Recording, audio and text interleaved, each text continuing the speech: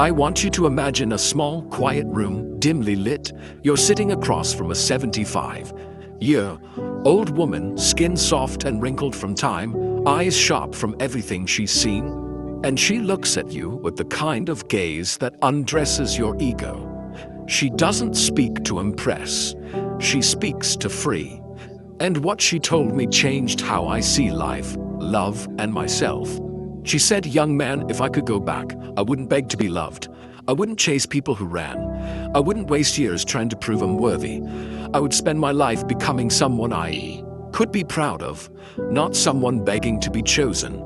That hit me deep.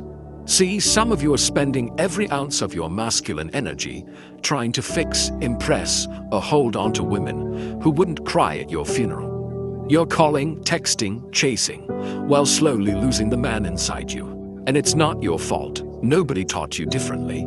But this woman, this stranger, gave me the kind of advice that men should be handed at 16, not when they're broken at 40.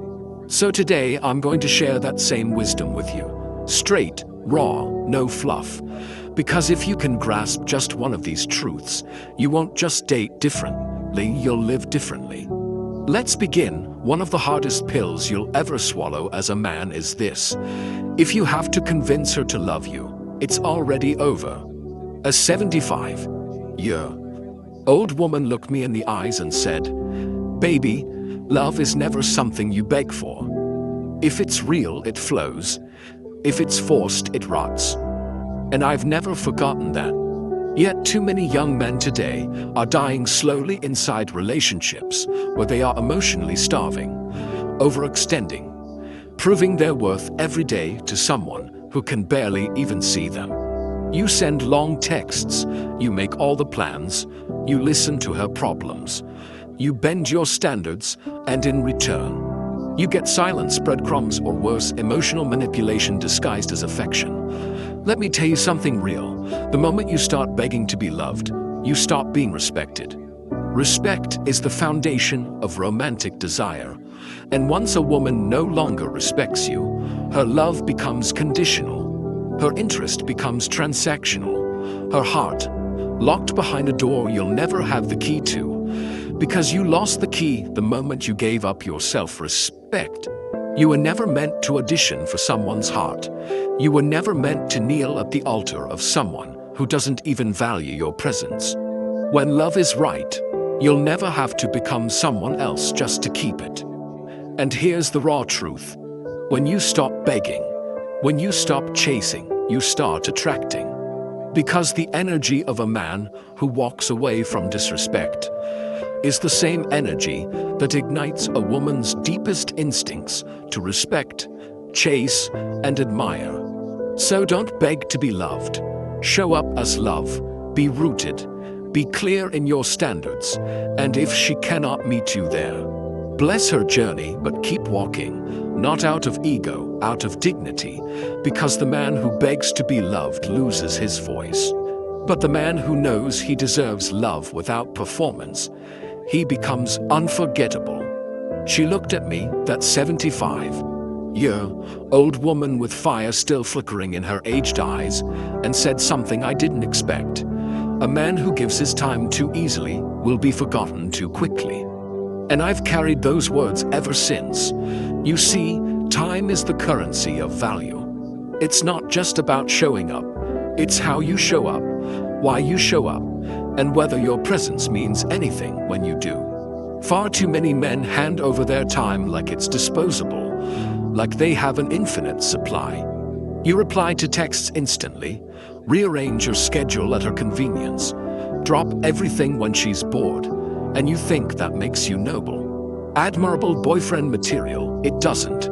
It makes you available, and in a world that glorifies what's rare, availability often becomes invisible. Understand this, women aren't just watching what you give them, they're watching what you protect. And when you don't protect your time, your purpose, your peace, they start to believe none of it has value. Even you, that's when they begin to test you. Cancel plans, respond late, lose interest. Why? Because your time no longer feels like a privilege, it feels like a default. You want her to respect you, respect your time, guard your schedule like a king guards his castle. Because when your time is limited, every moment with you becomes meaningful. When she has to wait just a little, she starts to wonder what's so important. When she realizes you're not just orbiting her, she starts rotating around you. This isn't about playing games, it's about having a life, a mission, a path so powerful that she feels lucky to walk beside it. Women fall for men who have something bigger than them, a direction, a passion, a sense of drive. Without that, you're just another guy with free time. So don't throw your hours at her like confetti. Let her earn them. Let your time teach her your worth. And if she walks away because you're not always available, then she was never really interested in you, just in having access to you. She leaned in closer, her voice soft but certain, and said, "The most powerful men I ever met didn't yell. They didn't threaten. They didn't chase. They just existed, and you felt them." That was her definition of true masculinity. Not loud, not aggressive, not performative, but present. Solid, calm, and I want every young man listening right now to understand something. Masculinity isn't about how deep your voice is, how many women you've slept with, or how much money you flaunt. It's about what energy you carry into a room, and how that energy shapes everything around you. Many of you were never taught this. You were taught that to be a man, you have to assert, dominate, interrupt, push, prove. You were taught that silence is weakness. That emotional stillness means you don't care. But she told me, the strongest men don't speak first. They listen, they observe, and when they finally speak, everyone listens. Because real masculinity isn't noise, it's gravity. It's the man who walks into a room and doesn't need validation, because he's already approved of himself. It's the man who doesn't respond to disrespect with chaos, but with detachment. It's the man who can sit in silence, fully present, and make a woman feel more understood in 5 quiet minutes than another man could with 5 hours of talk. And yes, women feel this deeply. Women are not drawn to the man who performs masculinity. They're drawn to the man who embodies it, who is rooted in his values, who doesn't react to every trigger, who knows when to speak and when to walk away. So, if you're always trying to be seen, maybe it's time to stop shouting and start being. Because the loudest man is usually the most unsure. But the man who is still, who carries peace like armor, that's the man who stays in her mind long after he's gone.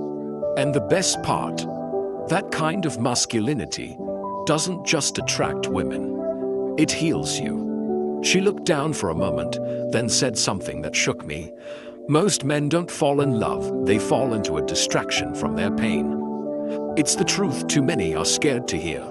And maybe that's you. Maybe you just got out of something that broke you wide open. And before your heart even finished bleeding, you were already talking to someone new. Already trying to laugh again. Already trying to replace her.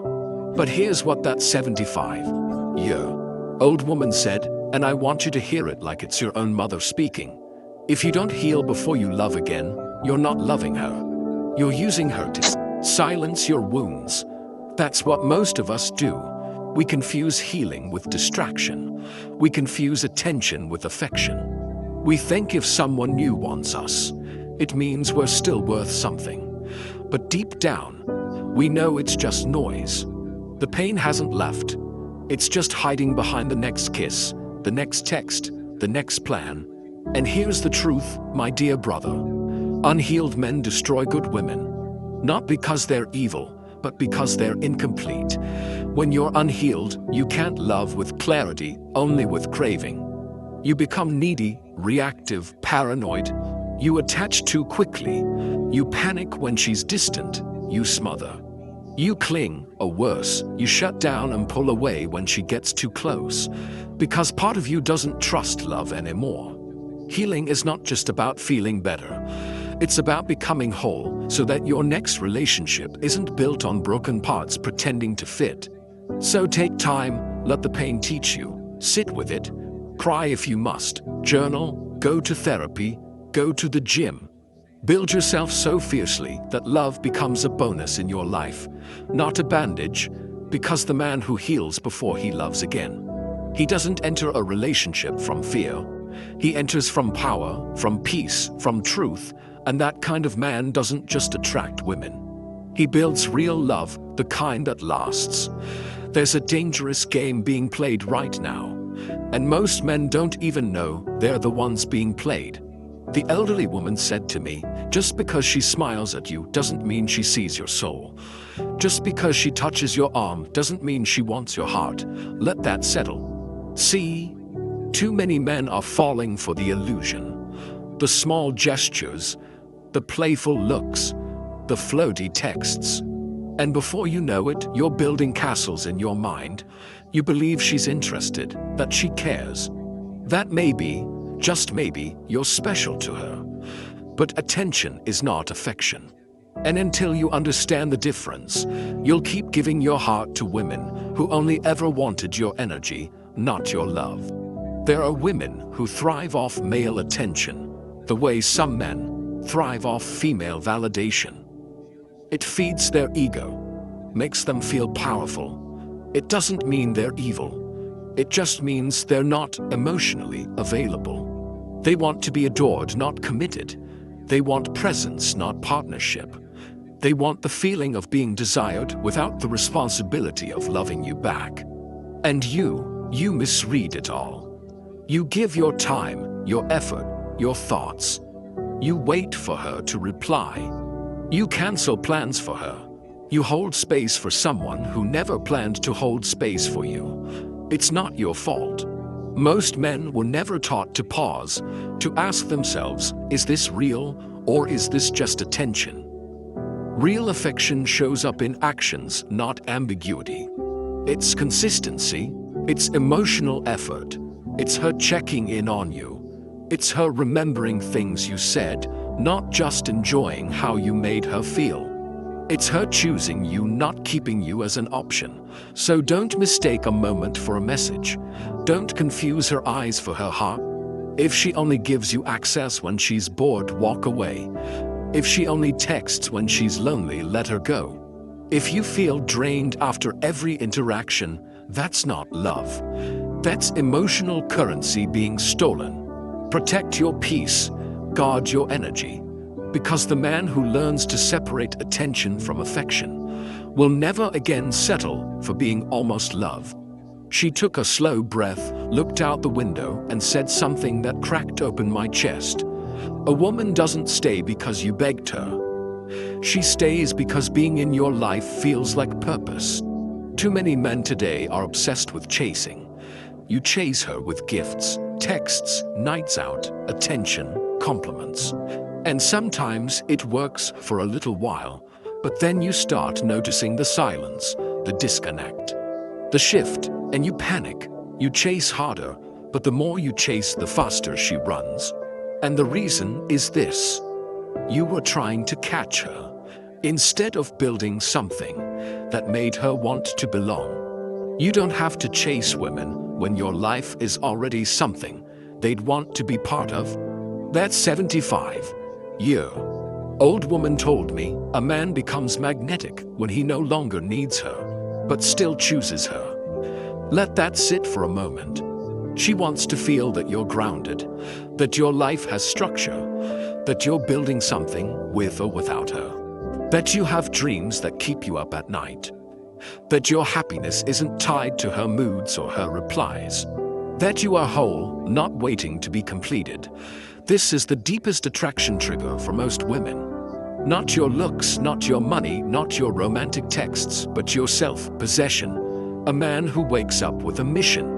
A man whose time is valuable, whose phone isn't always in his hand, whose emotions are regulated, whose presence is calm. That's the kind of man who isn't just chased, he's kept. So instead of spending your life trying to make her stay, spend your life building something that makes leaving feel like a loss. Not through manipulation, through excellence, through self-respect. Because the woman you're meant to be with are the one who truly sees you. She won't need to be convinced. She'll choose to stay, not because you asked her to, but because walking away from a man like you would mean walking away from something real. So build your life, build your habits, build your peace. Then let love find its place inside that kingdom, not become the kingdom itself.